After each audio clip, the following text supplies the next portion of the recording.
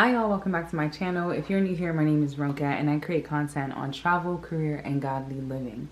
If that sounds like your sort of thing, please make sure that you subscribe to my channel so you don't miss any of the good stuff. Earlier this year, I turned 30, woo, woo, woo. And for me, it has been a whirlwind of emotion, to be honest. But, for me, it was a great reflection moment. A little bit of backstory. When I turned 20, I was in undergrad, and I remember I was outside of my biology class, and I heard someone talking about how they were about to turn 20, and they were so sad because they hadn't accomplished anything, and a quarter of their life was probably over, and so much. And I just remember sitting there, and I was like, oh my gosh, me too. And I did not enjoy turning 20, to say the least. It was I would say that was probably one of my worst birthdays ever, because of how down I felt about not accomplishing anything.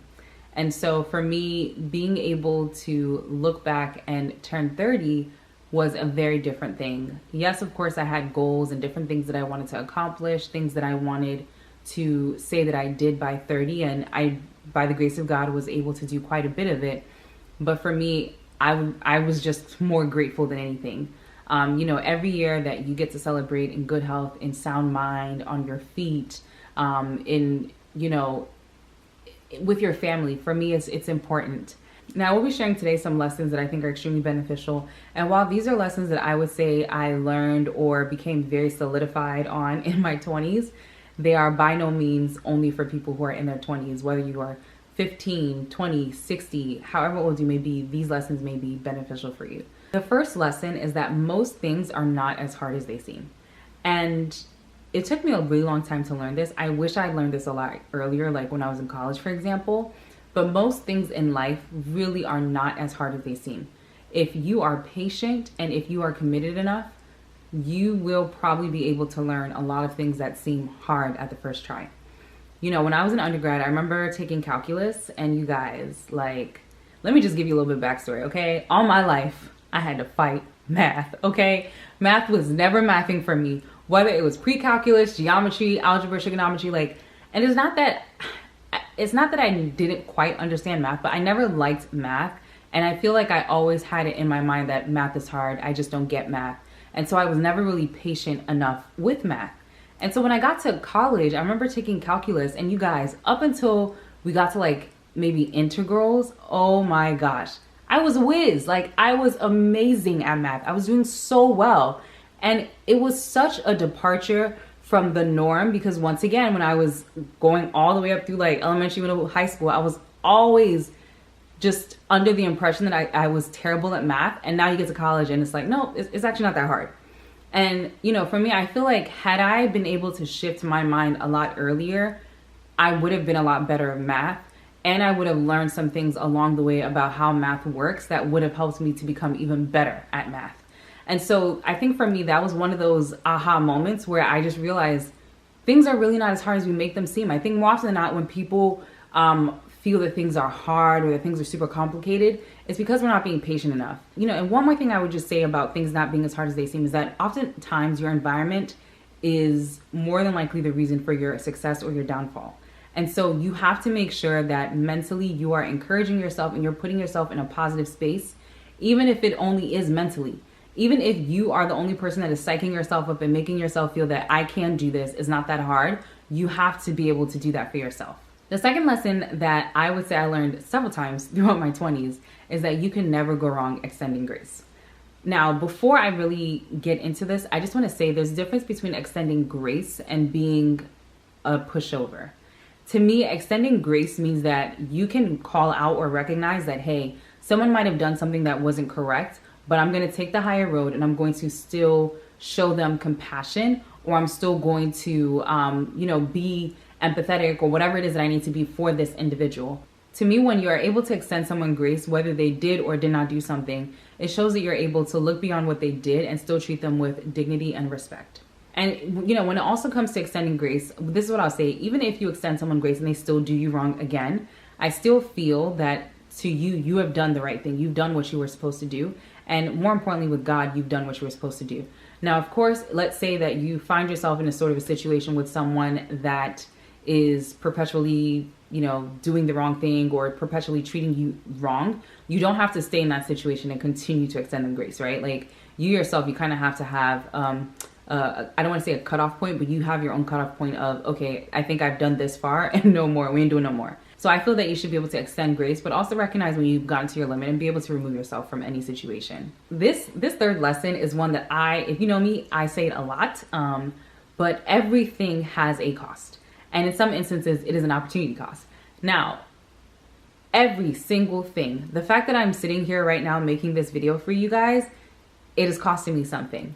In the moment, I have an idea of what it might cost, but truth be told, I may look back tomorrow, 3 weeks from now, and I may realize that the cost of it was a lot greater than I thought, or the benefit of it was a lot greater than I expected. For me, because everything has a cost, I think that we all owe it to ourselves to always make the best decision possible with the information that we have at that moment.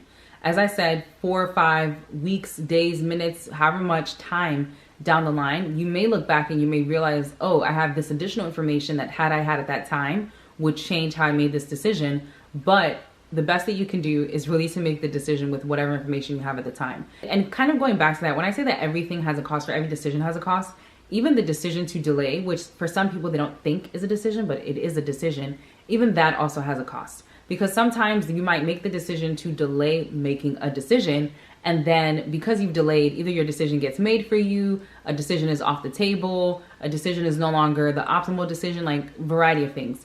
My fourth lesson is to take care of yourself first. And when I say take care of yourself, I'm talking about your mind, your body, your soul. You cannot pour from an empty cup.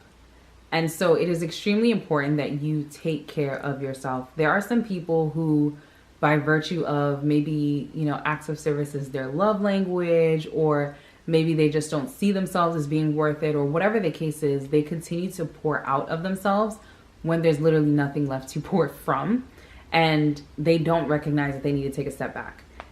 I want to challenge everyone to take a step back and take care of yourself first. And as I said, when you're taking care of yourself first, you want to think of it in terms of your mind, your body, and soul. Taking care of your mind first to me means, are you giving your mind the peace that it needs? You might be that friend that everyone comes to because you're such a good listener, but do you have people who you can talk to? Do you have moments where you can take a break from listening to everyone and find something to do with your mind that frees it? You might be that person that is, maybe the oldest sibling of the house, and so you're raising everyone, or you're cooking for everyone, or you're doing this and doing that. You're going to need to find time where you can rest your body. You're going to need to find time where you can pamper or take care of your body so that your body doesn't break down on you. And so, of course, taking care of your soul, for me as a believer, that means that you are taking the time to pour into your soul and allow your soul to be ministered to by God.